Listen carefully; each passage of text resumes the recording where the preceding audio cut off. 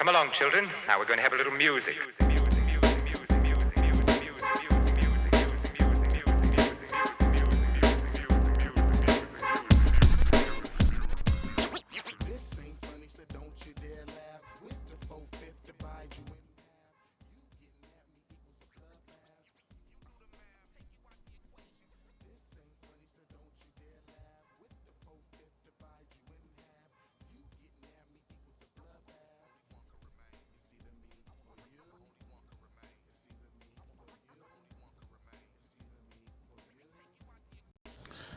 I'm good. How about yourself?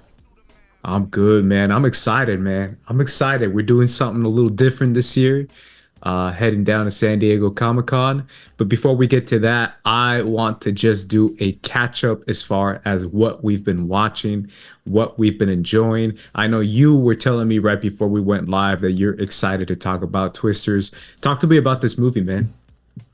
Oh yeah. Oh man. Oh, we're jumping right into Twisters. Okay, cool. Well, first of all, shout out to anybody who's watching the show right now. We had a few technical hiccups starting, and I think maybe part of the intro might have been muted a little bit, but it looks like we're live. Looks like we're good. People in the chat, if you could tell me if we're good. Looks like I might be the only one watching the stream. But hey, if you're watching right now, let us know if we're good, so I can fix the issues. Now, Twisters. I am going to clip this part out for an actual review. So, Twisters is the new film from the great director Lee Isaac Chung, who directed Minari, who was on the film that was on a lot of our top 10 list of, I believe that was 2021, 2022. And if you saw that movie, it's very much about his experience growing up in Arkansas, middle America kind of situation. So Lee Isaac Chung took a lot of his personal experiences, watching tornadoes, watching all these crazy weather events occur in his lifetime, and translated that into the new motion picture from, I believe, Universal's handling the domestic rights. Warner Brothers is, doing international stuff. A lot of companies came together to make Twisters, which is the sequel to the 1996 movie. This new one is pretty much disconnected completely from the original Twisters film. It stars Glen Powell, Daisy Edgar-Jones, and Anthony Ramos, along with others. And the new Superman is in it, David Cornsweet as well. It's a really fun movie, dog. I'm just gonna cut to the chase and just say I had a lot of fun with Twisters. This is honestly one of my favorite kind of action movies where it's big, it's dumb, it's fun, but it's not trying to be cheeky and self-aware and trying to act like it's like smarter than you. It's like actually taking the stakes very, very serious. And we do kind of think about tornadoes like, yeah, that is a very serious kind of thing. People lose their homes, people lose their, whole situations just off of, one natural disaster coming through and blowing it down. So, and the movie plays on the sentimental aspect of it while also making it just a big, dumb, fun action movie. Like there's a part, of course there's parts where Glen Powell, he's playing like this YouTuber, influencer, tornado chaser who, first comes off like a hot shot, like, he doesn't really want to, you kind of really don't really like him to begin with.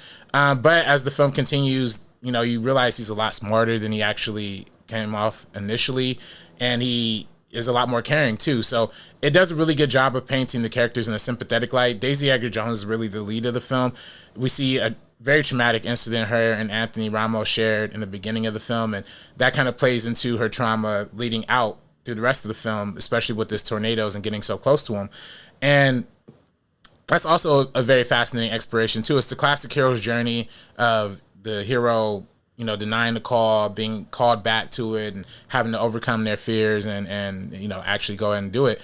And it was really well handled. Also well handled was Anthony Ramos' character. All the cast was just great, and their storylines was great. It's very simple, very straightforward. It's almost like Blue Beetle in the way of like Blue Beetle is just a straight, fun superhero movie.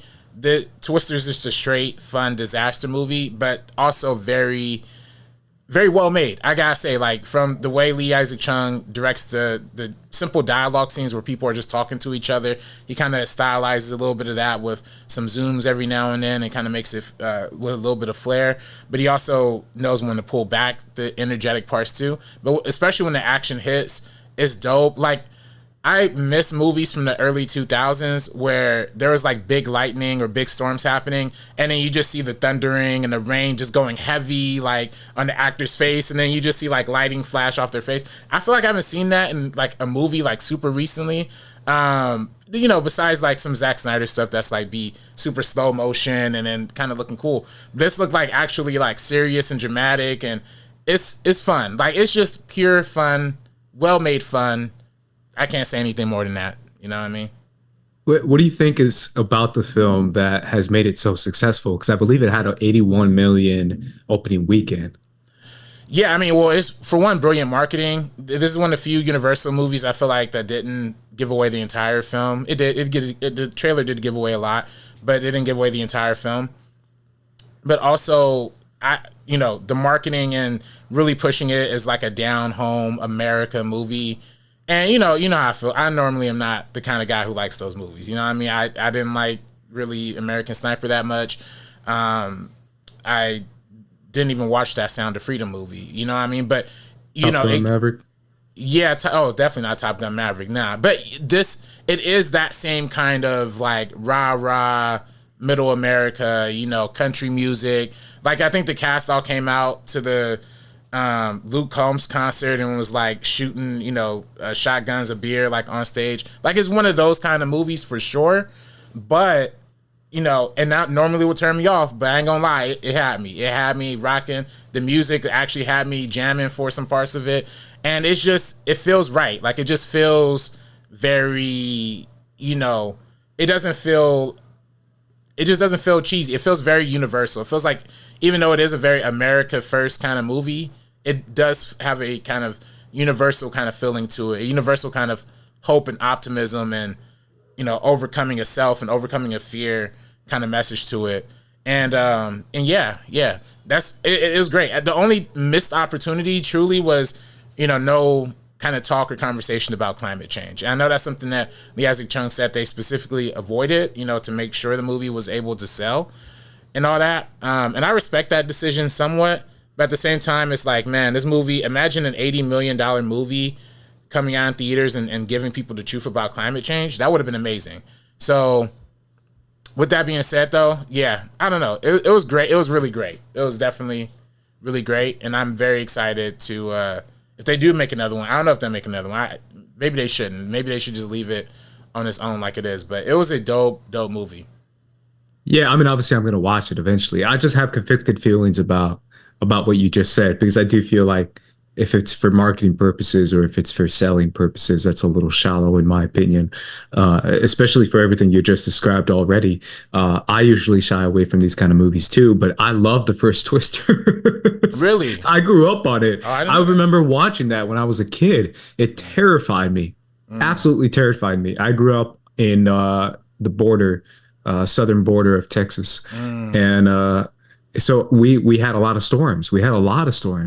And it was very, very common, especially next to the Gulf of Mexico and being next to a lot of storms that constantly was alerting.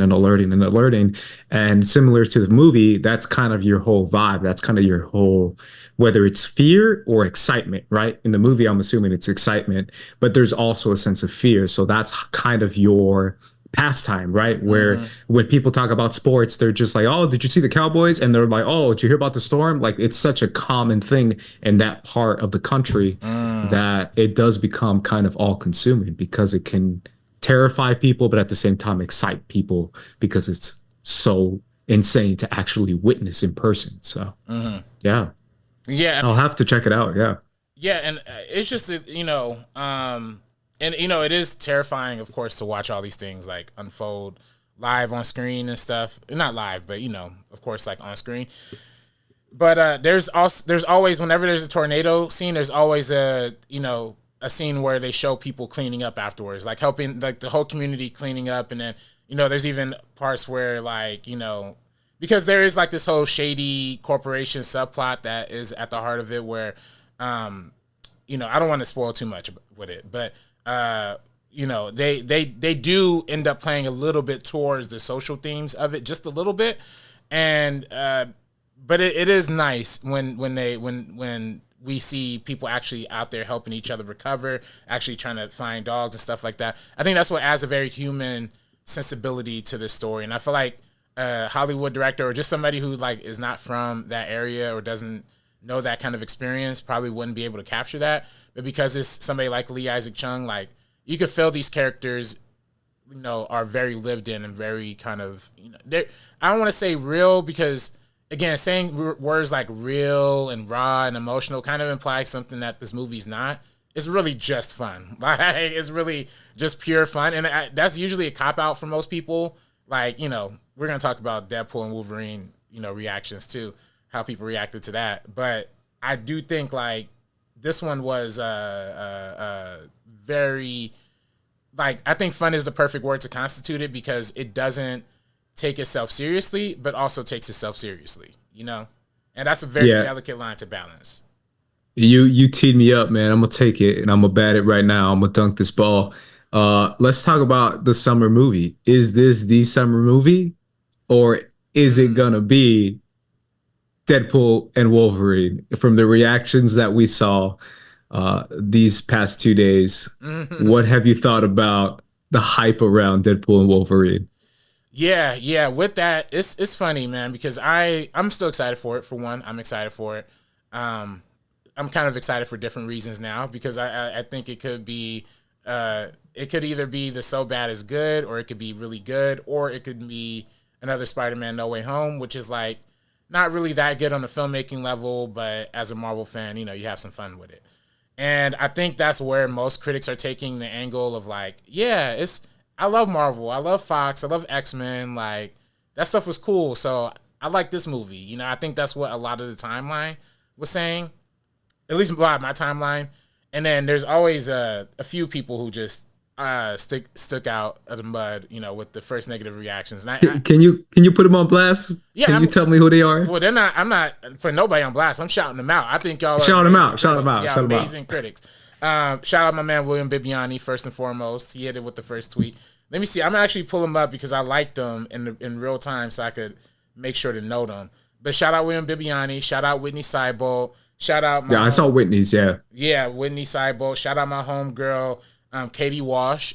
She's somebody who I met back in college, and she's a writer. She used to work for The Wrap. I don't remember exactly which outlet she works for now. Shout out our great fan of the show, Raphael, from Anime Talk. You know, his review. So I'm just gonna read what some of these say. I meant to pull them on screen, you know, but I didn't have time. Yo, wait, hold up. Oh, did some of these people delete their tweets? That's hilarious. If they did, that's funny. Right. If not, you can just tell me, like, what was the vibe? Yeah. Basically, Bibiani, Whitney, Katie Walsh, our friend Raphael, you know, they said it was cool. You know what I mean? Or not say it was cool. Sorry. They said it was atrocious. I was going to say, that's pretty good. No. They said it was bad. They said it was bad. They said it was next level bad. They said it's, you know, a corporate hack fest that is, you know, capitalism at its peak, you know, that is just, from the vibe that I'm getting, you know what I mean? It seems like it's just a all fun, no game, like no serious, no stakes, full cameo fest. You know what I mean? That's what some of the critics painted it out to be. In fact, I do have William Bibiani's headline right here from The Wrap that, you know, he wrote, the full review that he wrote. He said, Deadpool and Wolverine is the MCU's love letter to Fox's X-Men movies. And folks, if anyone sends you a love letter like this, you should probably break up. Damn. My review of a superficially entertaining but deeply hollow film is here at The Wrap. So that's William's thoughts in a nutshell. And I'm sorry if I'm misconstruing Raphael's actual thoughts. I might have gotten mixed up with somebody else. But another person I follow at Alenka, you probably seen him on film Twitter. Shahad Atfenka, he said, okay, referential humor is one thing, but Deadpool and Wolverine is filmmaking by inference. Action cutaways, drama is mentioned but never seen or felt. No stakes, empty, endless, visually flat, genuinely terrible despite Hugh Jackman's best efforts. Oy. So that's, again, some reactions there. And I don't want to detract from the positive. There were so many positives. Shout out so many. Perry Nemiroff. She put out a really positive review. We had Maggie last week. She loved it. Maggie loved it. Shout out to people at New Rockstars. Eric Voss. I saw his review was like pretty enthusiastic. He said he gave it an 8 out of 10. So, there's people who are really loving it, and I appreciate the people who are really loving it. I don't know if it was my cup. I'm not saying. I'm saying like I already am on the side, but I mean, to be honest, man, I've been on the hate train for a minute, bro. I've been on the hate train since it was announced. Yeah, you have for like, sure. I have for sure. So that's my thing. It's like I'm gonna stay on it until they get me off. Like, you got to pull me off this train and tell me this is good and show it to me when I go see the movie. But everything that I see from the marketing, and I've tried to avoid as much as I can, just shows me the most like, look at us, look at us, look at us, look at us, look at you, look at us, look at you, look at us kind of movie I'm probably ever gonna experience. And I just don't know if I can handle that. Like, it's like, this isn't really a movie kind of movie where it's just like, this is just a couple scenes and it's a bunch of members,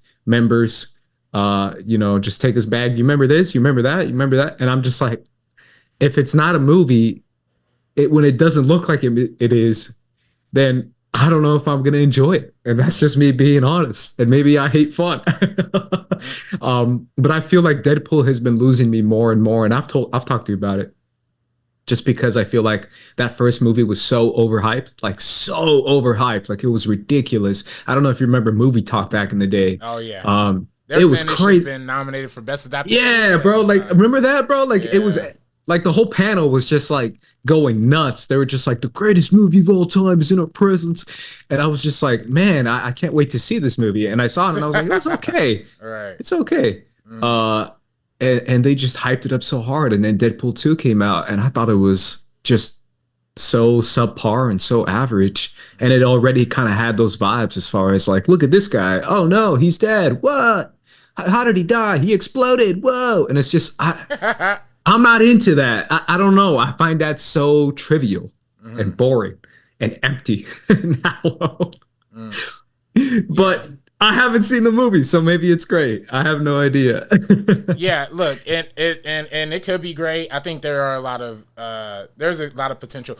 I think there are some parts of Deadpool 1 that there are some moments of brilliance in there. You know what I mean? Every now and then. I actually did like Deadpool 2 a little bit more, especially Zazzy beats in that too. But yeah, they've never been highbrow cinema. They've never been anything more than just like schlocky. It was some cool scenes, yeah. It's like cool action scenes, maybe like a couple, and then that's kind of it. Yeah, it's very, I don't know, I did find my homegirl Katie Wash's tweet, by the way. I'm sorry, I'm still on the hate train a little bit. Hate to be like that. Katie Wash says, Deadpool and Wolverine is a corporate diss track made exclusively for irony poisoned millennial power posters. Make of that what you will. Power posters. Yeah. Damn. Look, see, this is where it's like, look at the words that the real critics are using versus like, oh, it's fun. Deadpool is back. Yeah, and then William Bibiani's original tweet, which is a lot worse than his other one. Deadpool and Wolverine is distressingly dismal. The more I think about it, the worse it gets. I'll save my full thoughts when I review the film, And then he followed up with another tweet saying, it's kind of bleak that we got to a point where cameos are a main selling point for a movie. There's nothing wrong with a fun cameo. But when the cameos is one of the main reasons to see a film, just to find out which actors were able to clear out their schedule for a day or two, like, yeah, that's, what I mean? So that's some straight up like influencer movie shit, right? Where a lot of these critics have been talking about, a lot of critics in general, I don't want to put them specifically, but I've been talking about the influenciation. I don't know if this is going to be a word that I just created, but the influencer-esque of movie discussion and movie criticism, where it is kind of just based on trailer reactions and just reactions, right? The oh, whoa, whoa, those kind of guys who just kind of point at the screen, and then the guys who do the opposite, the Star Wars guys who just kind of hate on everything. They're like, "Oh, you see this woman? Look, she's a woman and she's in it. Can you believe it?" And then they just scream about it for like 2 minutes. It's either that or that, right? There's two extremes as far as pointing at the screen, like you're Leo DiCaprio in Once Upon a Time, or you're screaming about, you see a woman on the screen and you're just so mad about it, you want to talk about it for an hour and a half. It really is kind of becoming an issue. I can't even deny it. And I'm kind of glad that not everyone is like slurping this juice right now as far as Deadpool and Wolverine. And again, I haven't seen it. Maybe it's great. Maybe it's an amazing movie. But again, I'm excited. I know fans are excited. I'm going to shout out Eddie in the chat. Eddie said, could it be impossible for Deadpool and Wolverine actors to get Oscar awards for best lead actor and supporting actor? If it is if it happens, such worthy mean, I guess, I guess they're serious. I thought he was joking about that because he said Emmy Award nominations by Shogun and X-Men '97. So I don't know. Maybe he's serious. Maybe he doesn't want Deadpool and Wolverine to be nominated for Oscars, which is cool. I don't know. Maybe it is Oscar worthy. I just don't think so. I mean, we had the MCU throughout this entire time, and the best we got was what was it? Wakanda Forever. Yeah. Right. Well, the first Black Panther was nominated more than Wakanda Forever. No, I mean for acting though. Yes. Was it Wakanda Forever? Yeah, Angela Bassett was the first one. Yeah, Angela Bassett. Yeah. Which that made sense to me personally. I don't know if this one is at that level or even wants to be at that level. Yeah. Yeah, I'm worried. I don't know, RB3. I'm worried. I'm worried that this is now the state of movies, man. We've reached the point now where superhero movies are not enough. It has to be superhero cameo. Do you remember this? Do you remember that kind of movies? Yeah. We had No Way Home. That one did that pretty much the whole movie. And now we're going to have this, which just seems like No Way Home times 1,000. So fingers crossed. It's actually, I don't know. It's actually a movie. I'll take it. If it's a movie, I'll take it. I'll legit write a good review about it. Because, yeah, go ahead. No. What were you going to say? I was going to say, I forgot Multiverse of Madness. That's not a movie. Yeah. It's not a movie. It's 4 scenes or 3 scenes. And everyone is like, great movie. What movie? There's nothing in the movie. You're running around and then it ends because Doctor Strange says, believe in yourself, and then kills Wanda. It's not a movie. It's just, I don't know. And then it just ends. I like Multiverse of Madness. It's the worst. It's probably at the bottom 3 of my MCU. It's really? So bad. Yeah. Yeah. Bottom 4. I feel that. No, there's worse. In fact, worse. Yeah. In fact, when I was watching Eric Voss's video reviewing Deadpool and Wolverine, it's funny. He threw a little list on screen like that was like his favorite MCU movie since 2021. And I feel like I'm just on such opposite pages as like the rest of the fan base because he put Spider-Man No Way Home #1, Deadpool Wolverine #2, and then something else, and then basically put Wakanda Forever down at like #5, and then put like Eternals at the bottom, and then I don't know. It was just a very weird ranking to me. You know what I mean? Which is just, again, I don't know. I personally still think Wakanda Forever is still the best that we had in Phase 4. It's not even close. I think it's one of the best out of all the MCU. Yeah. I'd put it in my top 3, if not my top 2. Yeah, but that's the only MCU movie that's not, recently at least, that's not 100% jokes. That's not like we're gonna give you a joke every 5 seconds. That's exactly it. You said exactly what I was thinking. It's the only MCU movie in the past, like, I don't know, 15 years that is not like one joke every minute. Right? Where they have a joke every like 20 minutes and it feels natural because the stakes are high, the emotions are high, and it feels like you want to focus on the story and not just cut everything off with a joke and a joke and a joke and a joke. I don't know. I can't understand why people now are are so consumed by this formula. Look at us, man. We're already bashing the MCU. All right, we haven't even seen Deadpool yet. We haven't even got to Comic-Con yet. And the main thing is like the MCU panel. Right. That's like the main thing because there's no DC panel. Oh, there isn't, really. I didn't see anything on the Hall H list. Dang. So it'll be just MCU, which is a great transition into us just getting into San Diego Comic-Con. How are you feeling about what we're going to see at San Diego Comic-Con? Yeah, I mean, I think, I'm excited for a few things. I really did think we were going to see something from DC, like some Superman. I didn't see anything on the website, man, unless they're not. You're probably right. I mean, if there ain't nothing on the website. I thought for sure, because this is the last Comic-Con that they're doing before the Superman movie comes out. I'm not mistaken. But, yeah, I thought, but, I'm excited to see Fantastic Four stuff, obviously. That's the biggest pool that I feel like they're going to be drawing people in with is Fantastic Four. Hopefully the cast comes on stage. I know they're in the middle of filming. They probably put this down as like one of the film scheduled days, so everybody has it all. I could see that. I could see. I want to see an update with Blade. I really want to see an update with Blade, and I want to see Mahershala come out and say, maybe Mahershala comes out, maybe he doesn't, but I do want to. I would like to see him come out, and I would like to see him speak because there are a lot of people who think that the reason why it's not going to happen. It's not going to happen, and they think the reason it's not going to happen is because Mahershala is being difficult or he's asking for too much or whatever. And I want him to come out and say, no, I'm full-heartedly behind this, and this is going to be fire, just so to give the fans a little reassurance. Those are the main two things I really want to see. Yeah, I feel like we're going to get Fantastic Four stuff. I do feel like you're right about that for sure. And we'll probably get the cast come out. Joseph Quinn, Vanessa Kirby, Pedro, and then cousin from Iban, the Bear. Yeah, Iban. I forget his last name. Iban Ross Baccarat. Boom. And we'll probably get them come out. I think that'll be a big one, and they'll probably show us how they look in the movie, maybe as far as suits, maybe. And then I doubt they'll show us any kind of clips or anything like that. We'll get a lot. And I mean a lot of Brave New World, Captain America's new movie. Yeah. Which I'm not sure how to feel about. We'll probably get a full panel about it, maybe. Oh, yeah. We'll have the whole cast come out and then sit down and then ask questions. Or not sit down, but just ask questions to the cast. And I'm just not...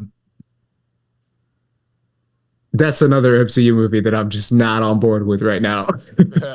Maybe it'll win me back, but for right now, I'm just not super... excited for it. You wasn't messing with the trailer?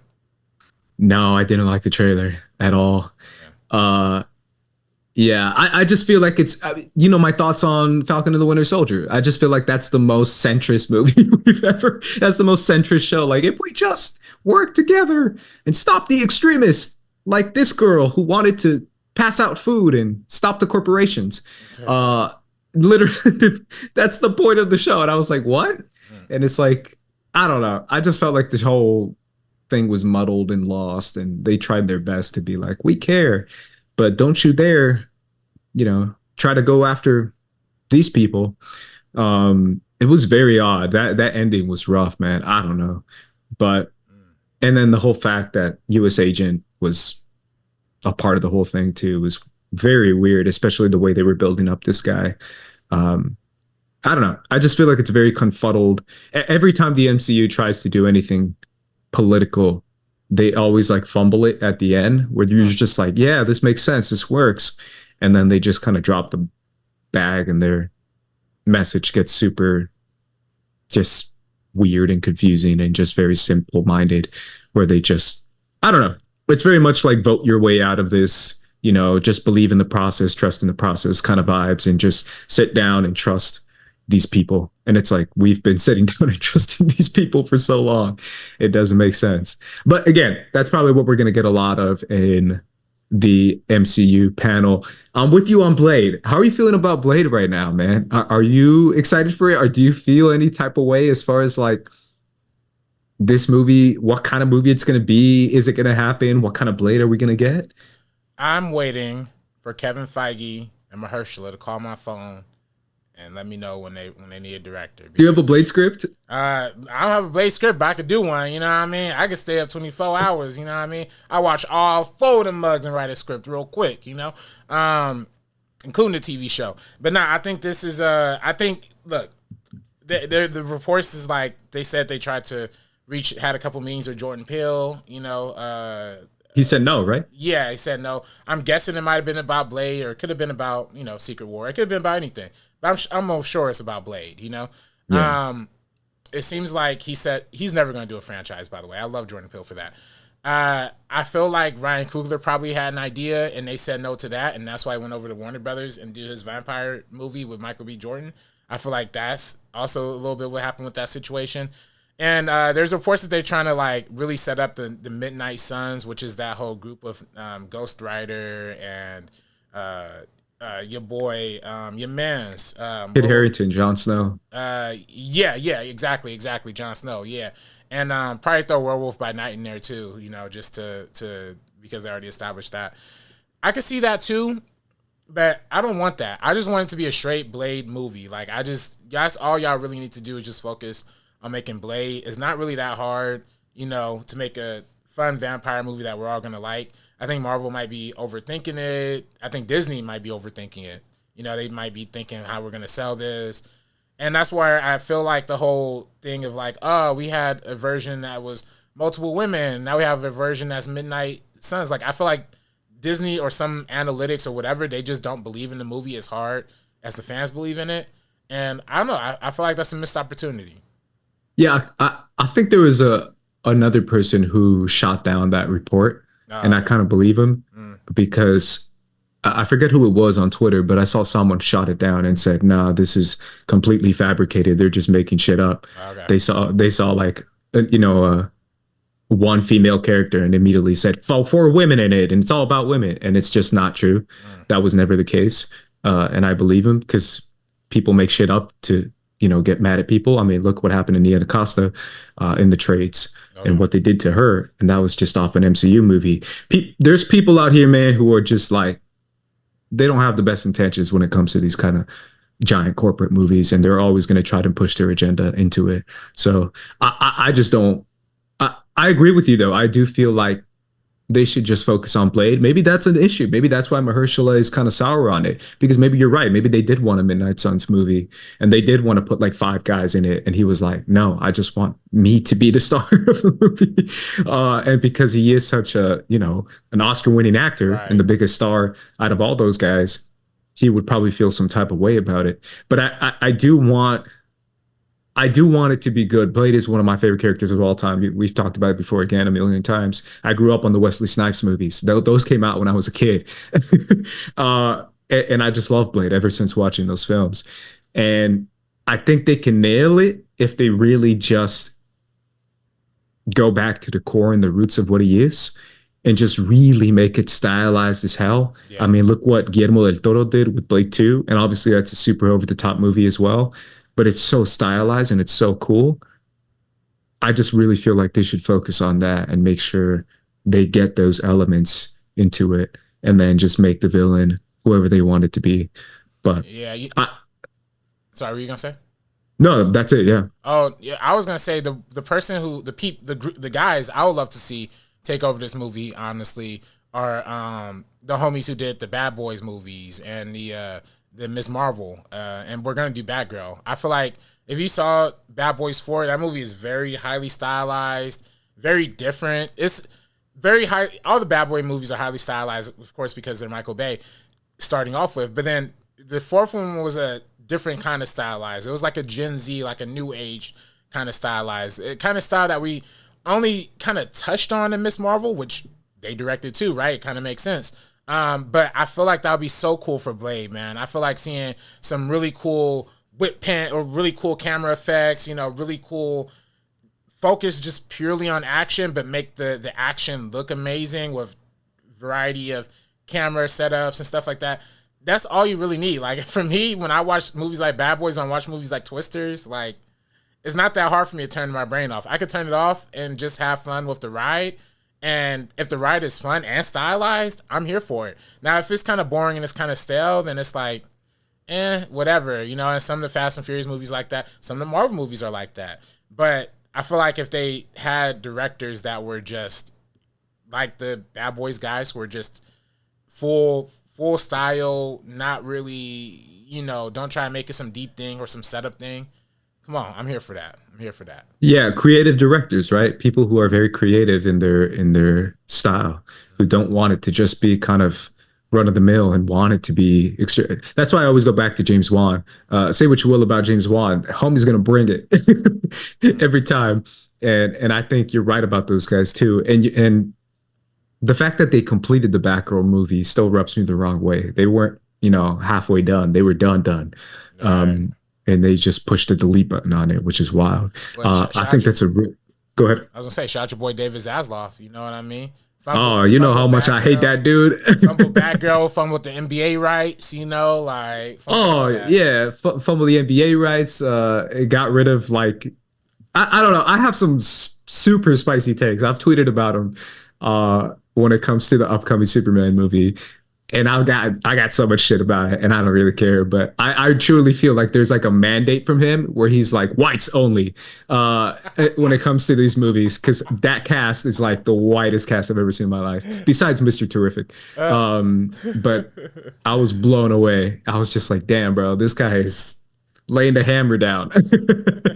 Zaslav is a whole villain, bro. He's a whole If you know anything about him, it's like a super, you know, high-level donor for right-wing agendas for years. He's been doing that for years. So, step down, Zaslav. You suck. Yeah, nah, and then, but yeah, he does suck. And shout out Dalton in the chat. He doesn't suck. Also, shout out Cade in the chat as well. Hey, Cade. Yeah, and then the homie Dalton said Echo should have gotten way more Emmy nominations, just like WandaVision did. You know, Disney didn't believe in Echo, unfortunately. They didn't. I actually need to talk. I want to talk to my man Mato. I want to get him on First Cut one of these days, because he was originally supposed to do the score for Echo. Oh, no way. And then they went with some white guy.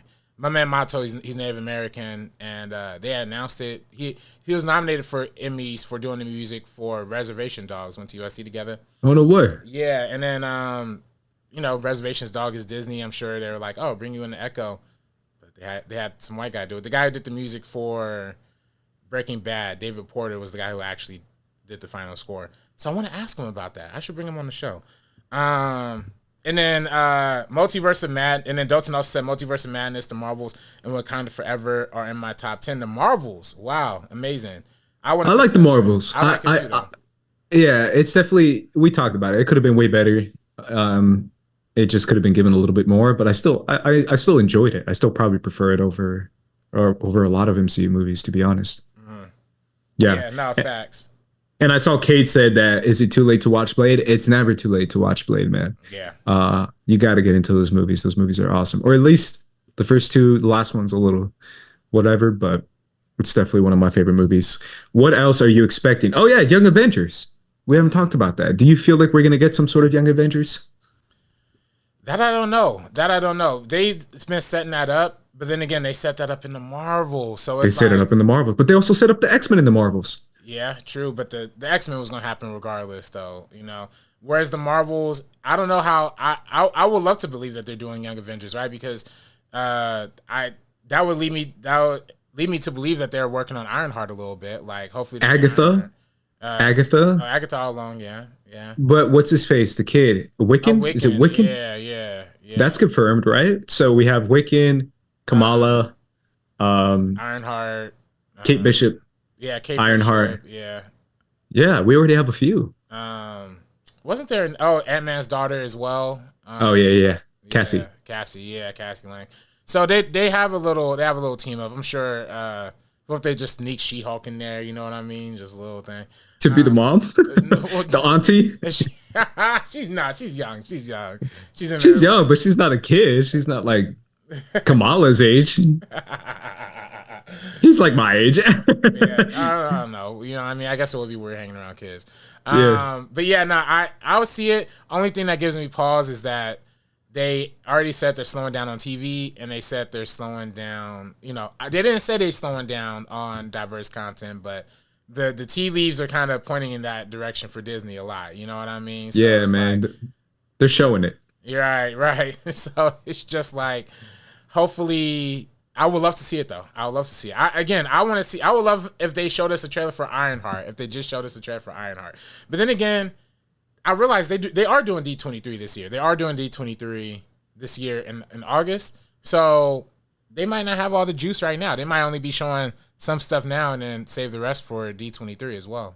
Or they might focus the movies, the TV stuff on D23 and show the movie stuff maybe at Comic-Con, because I feel like that's what they did like 5 years ago, when they announced, I remember they announced Miss Marvel at D23. And then they announced another show. I forgot what it was. It might have been Moon Knight. But they usually focus on the shows at D23. I might be wrong, but that's what I remember because I was there when I announced Miss Marvel at D23. So I remember that being a big thing when I was there. Yeah, that's a good point for sure. All right, last one I got for you. X-Men. Yeah. Are we getting anything? I don't know. I don't know about a movie. We could get a movie. We might just get a little logo. You know how they just be throwing. That's what I'm saying. But an announcement, like we're officially making it. It's coming out 2028 or whatever, 2027. Do you think we can get that?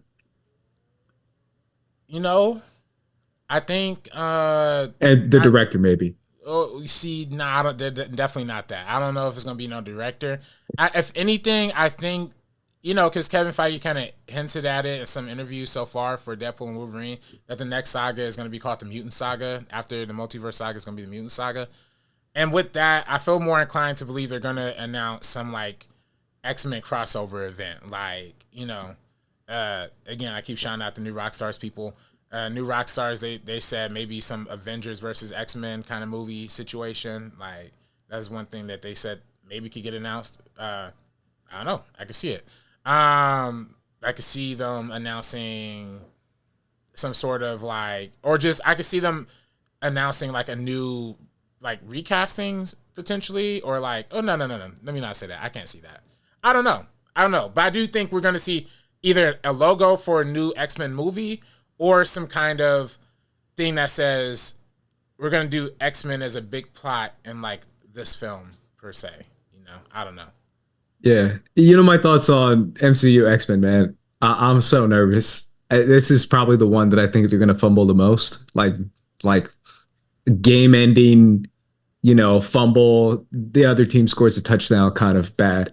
I just don't think they can nail it. Live action, right? X-Men 97 is a separate thing. I truly feel like that's very much hands off from what we've seen before from the higher ups. I just feel like, again, everything we've been seeing, you just said it, right? Where it's very much them trying to not diversify the content and to make it very much like one lane and one thing and more four quadrant and less, you know, creative and open and different and more corporate, in my opinion, when it comes to the run times, when it comes to everything that Disney's been doing these past 4 or 5 years has been very much showing us that they're scared and they want to make the most cookie cutter out of a factory type films because it makes money and because people are eating it up. So X-Men, you can't do that with X-Men. You just can't. So hopefully they do something good with it. But I do feel like the cast is very important. The fact that we already know that Beast is coming back already soured me. So I just don't think it makes sense to have James Marsters and all these people we've seen before playing the same roles. It would be so freaking weird, in my opinion. I don't know about you, but those are just my thoughts. Well, I mean, that's, you know, but they say that's what Secret Wars is the whole bringing everybody from every dimension, like every, you know, I'm sure we're gonna see literally every Spider-Man pop up and like all the, you know, we saw in No Way Home, Toby, Andrew. I'm sure we're gonna see a little. We're gonna see all the Fox X-Men. We're gonna see like some sort of video game crossover somehow. We're gonna see people from the Netflix Marvel stuff. Which, by the way, I have a video coming. Hopefully, either Thursday or Friday. I think probably tomorrow. Hopefully, but probably more likely Friday. where I actually did a ranking of all of my favorite Netflix Marvel series in order. You know what I mean? So, and not in the, I ranked them in order by how I like them, but I presented it by the timeline that they came out. So talked about Daredevil season 1, in a certain order. You'll see the video when it comes out. Hopefully y'all like it. It's a little bit something different. But yeah, look, I would love to see Mike Coulter's Luke Cage pop up in Secret Wars. I would love to see doggone I don't know about Danny Rand. I would love to see Jessica Jones. Yeah, Kristen Witter. You know what I mean? I feel like Jessica Jones is gonna come back sooner than we think. You know what I mean? Because that show was so good and so popular. And of course, they already brought back Daredevil, so they're showing they can still play in that sandbox. There's ways that there's announcements that they can make that would really up the ante for me. It just can't be cheap. I don't want to see Cameo Fest. Like, I don't want to see that. I don't want to see, to be honest, I don't want to see another Avengers Endgame. I love Avengers Endgame, but I don't need to see that again. I don't need to see that again. And that also, do you think they're going to announce the Russo brothers directing Avengers 5 and 6? Oh, yeah. I mean, that's already confirmed, right? But they haven't confirmed it officially, no? They're in talks. They haven't confirmed the final if they are. Yeah, that's definitely something they're gonna do for sure, and they'll probably tease up what their plan is for like the theme of it, right? Mm-hmm. Where they're gonna be like, Avengers is about this, and they'll probably tee it up. Didn't they switch up? They're not doing Kang anymore, right? They're doing something else. Yeah, no more Kang. Yeah. Do you know what it is? I don't know. Okay. Yeah, I feel like they'll probably reveal. I don't know. Maybe the next big bad. Who's the big bad from Fantastic Four? Dr. Galactus, Doom? Right? Or Dr. Doom or Galactus? Isn't for the movie? It's probably gonna be Galactus. Maybe him for Avengers. I don't know. Yeah. Or maybe Dr. Doom. Yeah, I can see a world where the. Or maybe they announce that. Maybe they'll show us Dr. Doom and then he'll come out the actor. Yeah, because they haven't announced that actor yet. Yeah, you're right. You're right. I can see a situation where Galactus is the villain for just the Fantastic Four movie, and then they'll tee up Doom for like the Avengers kind of thing, you know. I still listen. I know it's not popular to say, you know, and I don't think they should make Jonathan Majors the main villain of Avengers 5, right? I do think there would be some fun in just bringing him back and just, I don't know how y'all bring him back, but just have Doom just snap him away or just kill like all the Kangs or something and just put that storyline to bed. Because you can't leave an Easter egg as big as like thousands of Kangs all rallying at an arena. Like, they literally tripled down on Jonathan Majors with that. They got to wrap that up somehow. They can't just leave that hanging, you know? So just quick, I'm not saying for the whole movie, just a quick scene or a quick montage of just Kangs getting killed, and then we set the movie forward from that. I don't know, you know. Yeah, I don't know how they're gonna do that. I'm sure they're just gonna ignore it. To be honest, that's already one of the most hated Marvel movies ever, Ant-Man and the Wasp. I still think he was great in it, but yeah, I kind of agree. I just feel like they're just gonna not pay attention to it whatsoever. Any other anticipation you have for San Diego Comic-Con, or what to expect, or for Marvel, or from anything? For Marvel, not really. For everything else, I'm excited for the boys. You know, even though I'm not actually going to be at the boys panel, unfortunately. I'm coming in Friday morning, and that's early Friday morning, so I'm not going to be there. But man, I love season 4 of the boys. Just got shot that out. So much fun. I know you're not a big fan of it, but dog, they spitting in these Republicans' eyes, bro. Like, they be getting in these Trump, behind. And that's why they get, the reaction from the Trump people this season has just been squirming, like, oh, the boys is awful. The boys is the worst ever. I'm like, yes, they finally got y'all. Like, they finally figured it out. Yeah, because so much of the fan base is that, bro. I've been saying that since like season 1 or the end of season 1. I was just like, wait a minute. Season 2 as well. Like, why are all these fans like extreme right-wing dudes? Like all blue checkmark kind of guys. They were all fans of that show. And I was like, isn't it making fun of y'all? I thought, what's happening? I don't know. And then finally, apparently they're more heavy-handed with it. I haven't That's seen what anything. it is. And now they're just like, wait a minute, has this been about us the whole time? Like Euphoria? Yes. Yes. Is this play about us? Yeah. Yeah. It is about you. 30 Yeah, it's been about them. Yeah. Bro. But no, it's great. And they lean into it. And then Sister Sage is like such a cool character. And then it's so cool because they shout out Gen V also. Gen V got nominated for Best Comedy Series at the Emmys this year. So good for them. I don't know if The Boys ever got nominated for the Best Drama Series, but the Gen V getting nominated. I love that now the series is so good at handing off.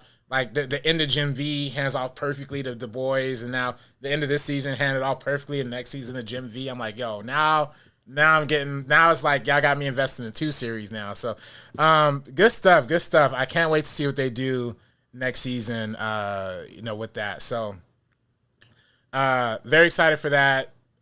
I'm also very excited for, gosh, dog, there's another panel that we had just talked about the other day. Is it the Paramount panel or is it like... The Paramount panel is Star Trek, I feel, because they're doing a Star Trek universe panel, which is cool. I love Star Trek. I hope they do something, they announce a movie or something. I think that'd be awesome. The Alien panel, I'm going on Friday. That's what I'm doing. I'm doing Romulus. Yeah. We out here. Hey, repping Alien. Right. But that's the only other one I can think of, right? I think that's it. Yeah, we got to talk to Dorian about the schedule. You know what I mean? Yeah, literally right now. Yeah, I talked to Dorian. But yeah, no, it's going to be cool, man. I'm very, very excited. Hopefully it's going to be dope. Shout out to the chat. Kay said, RB3 will direct the Marvel movie that revives the company. Hey, maybe one day. Shout out Andrew. The homie, Andrew from USC. He's actually doing the music for Agatha. The Agatha no way. School. Yeah, he's on Chris Beck's team. So actually shout out Andrew, who we are going to get to working with on me and Kay's next film together. And on me and Kay's previous film, Timestamp, Matthew Fiedler actually worked on Ant-Man and the Wasp: Quantumania on the music for that, also with Chris Beck's team. So, shout out Chris Beck, getting all them USC music kids in and just, getting them paid. I love to see that. And then Hawkeye's daughter, Kate Bishop, and then also said, shout out Matt Farley. We'll probably see you out there, man. And then Joseph Weeks. Kay said, he's not like The Boys. Yeah, you never liked The Boys. Gen V is low key better. There's an argument to be made. There's a SpongeBob panel too. Shout out to SpongeBob. Hey, shout out to SpongeBob. He's autistic, so I relate. I feel like so many people have panels this year, man. Shout out Superman and Lois. They have a panel. I'll probably skip it, but I'm really enjoying that show. I just started it right now. I'm like 5-6 episodes in, and I had no idea it was going to be this fun. I'm having a blast with that show. Do you watch Family Friends? I don't. Yeah, you mentioned that last time. Yeah. Yeah, I need to get into that panel. Yeah, that's the only other ones, man. I feel like San Diego Comic-Con might be chill based off that. Disappointing that we don't have any DC stuff because again, that's my bread and butter, and I was hoping for it. But especially with Joker Folie à Deux, right? This year, what are you? Yeah. Doing, man. Okay. Come on. That movie, man. Joker's gonna end the world, bro. That's gonna be the film. The Venice, the people I don't know if you saw, people at the Venice Film Festival said it's one of the craziest, wildest movies they've ever seen. I don't know. I'm kind of people at Venice say everything, bro. People at Venice give a standing ovation to like the worst movies ever made, man. Hey, look, but then didn't they give a standing ovation to what was that? The Weeknd, bro. The Weeknd show, bro. That's come on. It's like a 20-minute standing ovation for that, bro. For one, that might have been Cannes. Which Cannes they do give standing ovations for everything. Venice, I will say the movies that usually win the Venice People Awards usually end up being big Oscar contenders. And the first Joker won the People's Award at Venice last time and ended up winning mad Oscars and being nominated for more. Did. It's just so DC, y'all got so much potential. Joker's gonna be $1 billion movie. Superman's gonna be $1 billion movie. Like, It is. Yeah. Let's have a panel. I don't know. Yeah. But nah, and I will say, did not like the first trailer for Joker 2. This new trailer kind of got me on board. I'm kind of in for it. Yeah, I'll watch it. I'm curious for sure. I definitely was a hater on the first movie, but I'll definitely check out the second one for sure. Yeah, they're doing a Penguin panel as well. That's DC technically. Okay. But it's just based on that show, which again sounds fun. Sounds like a cool show, but again, it's not the movies. It's not Superman. It's not the big ones that they have. So they got Superman and Lois, Penguin, Joker, and the Superman live action. That's a whole set. Why don't they just do one set of that? Like, come on now. Like, don't be stupid. I've been probably just like, James Gunn is busy. He's filming. He can't show up. Who cares? You don't need James Gunn there. Just have the boring guy do it. Or have Dorian moderate the panel. You know what I mean? He did the Spider-Man panel last Who's the boring guy? the Peter Safran or whatever? Yeah, you know what I mean. Yeah. Because there always got to be the creative guy and there got to be the one behind the scenes who are like pulling the strings. And Peter's definitely that dude. But yeah, I'm hyped for it. I'm hyped for it too. I just yeah. I don't know. I just, after the Flash, man, you just never know. Speaking of Cameo Fest, speaking of like not a movie, that movie was wild, bro. That ending was just rough. Which one? The Flash. Oh. With the cameos of like the past and the AI CG bullshit. Yeah. Like it was bad. It was so bad. Yeah. Yeah. So hopefully that's not the direction that DC is currently going on. That's another thing I'm a little nervous about Deadpool and Wolverine for. They're using a lot of low-key iconography and from the show Loki, you know what I mean? And we love Loki. I love Loki, you know what I mean? I just hope they don't, like, Loki's already funny and it's already great, but it's also philosophical too. And I hope they just don't tread on the time travel thing and make it like some goofy, silly thing. Like, they probably are. But they probably are. I mean, I just hope there's like an ounce of like, we kind of took something seriously. I don't know. Yeah, they probably are, especially now that Loki's done. I think they're just gonna kind of do whatever they want, and they just take the things they want to take from the show. So, what's his face is in it? Tom, right? Tom, the new CEO of freaking Waystar. Oh yeah, he is. Yeah, he is. And he's the new CEO. Yeah. He's always been British. Well, I don't know. He talked American to me. You know what I mean? In Succession, he was American. Bro, Tom was next level, bro. Yeah, he was good. He took that show and just like ran it 99-yard touchdown. Wild. What a wild show, man. That's one of the craziest, greatest shows in recent memory, to be honest. Yeah. I think that's it, man. I feel like Joseph Weeks is saying we need a panel on the Suns and Lakers. Yeah, man. I mean, we're gonna suck this year. I think you're gonna be better than us, way better. No. We don't have anybody, bro. We just have Kevin and Devin. That's it. You guys have Bronny James, bro. Just stop it. See, Bronny James. Now you're just getting disrespectful. Nah, look, I think I'm actually excited for the season of the Lakers because Bronny did play good in the last game of the preseason, and LeBron looking amazing in Paris right now. I've been watching all the games. You know, I post like 1,000 things on my IG stories. It's LeBron is psychotic, bro. He's next level. Like he really might take the GOAT throne in this like gold medal run after they complete it, in my opinion, if he keeps playing like this, because he really is like the best player on the team. And that's a team with Kevin Durant, Steph Curry. Like these are monsters, Joel Embiid. And the fact that he might be the best one at 39 years old is just like mind blowing. But we're going off topic. We have a super chat. We haven't had one of those in a minute. Wiley, hey, Wiley, let's go, Wiley. OG, man. OG indeed, bro. He says, "What is your guys' favorite movie soundtracks?" Oh man, of all time? Ooh. There's probably a lot, right? You can name a few. Yeah, I gotta think. We're just talking score. If we're talking score, yeah, I gotta think on that. If I had to say like my goats of goats is still John Williams, right? So I'll probably put the Star Wars scores, and I know that's hard to say scores, but there's just so many. I would say Empire Strikes Back is one of the best of all time. And then, man, it's tough because Duel of the Fates is Phantom Menace. And then we have Attack of the Clones, which has, what's it called? The love theme with Padme and Anakin. I forget what it's called. Damn, I used to know these names of these songs. And then we have Revenge of the Sith, which is Battle of the Heroes or Battle of Heroes, which is one of the best of all time. And then I would also say some recent ones for me. Ludwig Göransson is like my new GOAT, and I love his Creed score. I was literally listening to it last night.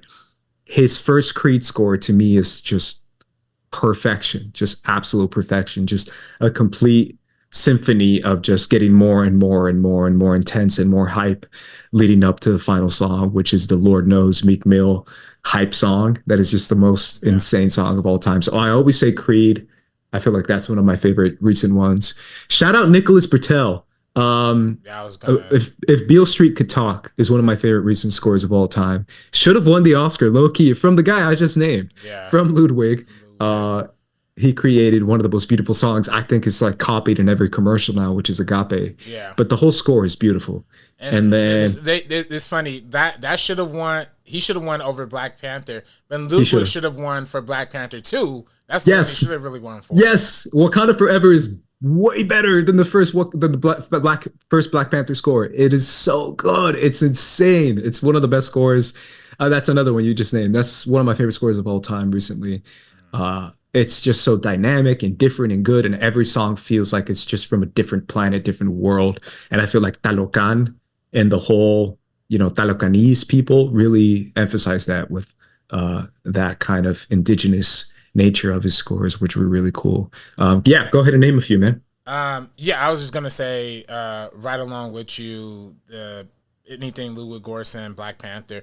Actually, in fact, if I'm just saying pure original movie soundtracks of just songs, the Creed 2 soundtrack is actually amazing. There's banger after banger after Creed 2 is amazing. Yeah, and not even just the score. I'm talking they have some J. Cole, they have an early they have early people on there that are early in their career.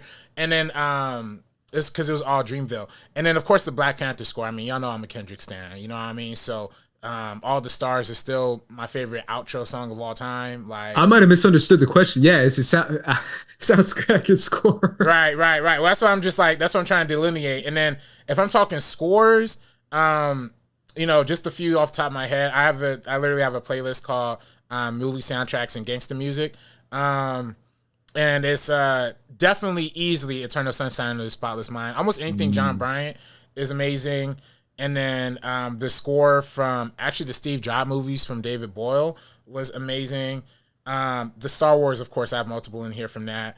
And actually, X-Men The Last Stand, not a great movie, but the song Dark Phoenix Tragedy when homegirl is freaking out and she kills Professor X and destroys the house. That piece of music right there, oh my goodness, they put their foot in that. And yeah, like you mentioned, it Beale Street Could Talk is also very much on repeat. There's a lot of others. Oh, The Hateful Eight, shout out Inesio Morricone. I believe that might be his last score. One of the best. Yeah, that one right there is super fire. So that was my favorite score of that year. Yeah, it was amazing. That was the best part of the movie. Yeah, you're right about the Black Panther album. That's the best soundtrack of all time, in my opinion. 100%. Every single track is just amazing, and the intros by Kendrick are just amazing. The hooks are amazing. Everything just flows perfectly. Danny Greenwood, Phantom Thread. Shout out if you like piano going hard on that one. That's one of my favorite recently. If I'm gonna branch off, I would say Attack on Titan has one of the greatest scores of all time. Just season 1 from season 2 to 3 and 4. Just everything is just absolutely beautiful. Again, I was listening to scores last night, so I listened to that one. And there was another one I wanted to shout out. That's a recent one, but off the top, I feel like we named a lot. Yeah. No, those are some great picks. And then Kay said, The Fountain. The Fountain. Oh yeah, that's a throwback pick. Oh yeah. Oh, that's a beautiful soundtrack. Shout out Hugh Jackman too. Yeah. Yeah, exactly. Perfect timing on that. Oh, and if I'm going deep cuts with it, there's this movie called The Fog of War, and there's this track on there from Philip Glass that is like phenomenal too. And then Kay says, "I know Rob's is Dune too." I can't do this thing. I can't. I'm not AOE Broly. But yeah, no, love Dune too. In game, Joseph Weeks said in game. Oh, what Wiley said like needle drops. So like okay, so like needle drops. Kirkland, Joseph Weeks mentioned Kirkland, phenomenal soundtrack on that. Just saw that one in theaters recently too. Gosh, dog. Oh, Guardians 3, of course. Yeah. Tom, he said Batman 94 or 84. Oh, 2004. Oh, what's this? Yeah. Batman 2004. Which one is that? 20th anniversary of Batman 2004. What happened in 2004? 2005 is when Batman Begins came out. Okay. Thomas Newman, Finding Nemo and Road to Perdition. Definitely great. Logan Death Scene, great. The Levi scene. Oh, wait. Stop. Have you seen Scavenger's Reign? I haven't yet. Yo. I literally, like, dead ass was either going to watch it tonight or tomorrow night. Yeah. So that's how close I am to, like, making it on my list right now. Like, watch it so we can review it together. Yeah, I can binge it. This is next level, and it's sci-fi, right? Animation, storytelling. It's like it's Interstellar meets like Miyazaki. It is too perfect. I'm on my second rewatch right now. You know what I mean? Like, yeah, wait for me, because I'm gonna watch it for sure. Yeah, we got to show love to that, man. But I'm saying that because there's a beautiful scene in episode 3 that shows like this really delicate life and death process with like this plant, and they use the most gorgeous music over it. It gets the hairs on my back standing up just thinking about it, you know? Yeah, I'm excited to check that out for sure. I was giving out sci-fi anime recommendations, and I saw that someone mentioned that beforehand, and I was like, that's a good one that I need to check out for sure. But yeah, shout out to that one for sure. That's another one, Ghost in the Shell. That's always my favorite. That's my favorite anime of all time. And the score for Ghost in the Shell is perfection. So if we're still talking about scores, I think that's a great one. Yeah, needle drops are tougher, man. I feel like I would have to really look into it because off the top of my head, I don't know too many.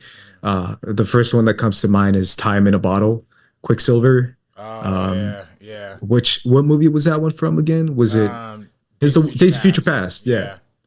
And then, my favorite recently, Robert Pattinson's The Batman, with the Nirvana song. Something in the Way? Yeah. Is it Something in the Way? I think that's the name of it. Yeah, that is it. When it comes back, when it's in the beginning, it's like, ooh, this is moody, this is tough. And then when it comes back in the end, it has the violins. You're like, yeah, it's great. Yeah, it's great. Yeah, that was it, man. And they used it in the trailer too, which was cool. Yeah.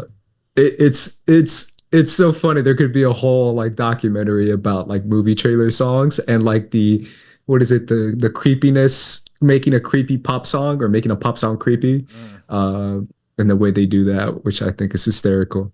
I just saw a commercial for like a new Hawaii lifeguard show, and they used Island in the Sun by Weezer. Oh, really? But they made it all creepy. They're like, Island in the Sun, playing, having fun. And I was just like, what is happening? That's the Jordan Peele I Got 5 on it effect. You know? That's another song I literally heard last night again. And I can never not think about Us when I hear that song. Mm-hmm. It almost low-key ruined the song for me. Yeah. I just can't not think of the movie. It literally brings me back to Halloween. And I went to the Halloween Horror Nights for when Us came out, and they had the big Us one. I don't know if you were there for that one. But they kept playing that song over and over again. So I heard it all night. So now I associate it with Halloween and Us and creepiness. So I think that's it, man. I don't know if we have anything else to get to. Oh, Nope. Nope is great. Nope is another one of my favorite recent scores of all time. Oh, yeah. Absolutely beautiful score. Is it Michael Abels? Michael Abels, is that? Yeah. Incredible. He just did the music for The Acolyte. Yeah. All right, guys. I appreciate you all joining us last minute. I mean, we got a little bit more action there at the end, which I appreciate. We will be tuning off. RB3, where can everyone find you, man? You can find me on Twitter and Instagram at Director RB3. And you can also find me and Sabrina actually reviewing Long Legs right now. Like right now on the channel, it's premiering at this very moment. So after the stream is over, it's actually going to direct everybody who's watching right now to Long Legs. Just keep it playing, even if you don't care about the movie. Well, it's a spoiler review. So if you haven't seen Long Legs, don't watch it. But if you have seen Long Legs and want an in-depth spoiler discussion with me and Sabrina, check that out right after this live stream right here. And you can find me at Squad Leader Ace and follow us at First Cut TMO if you haven't done so already. But either way, guys, we will see you at Comic-Con. We are going to be peacing out, so peace, deuces.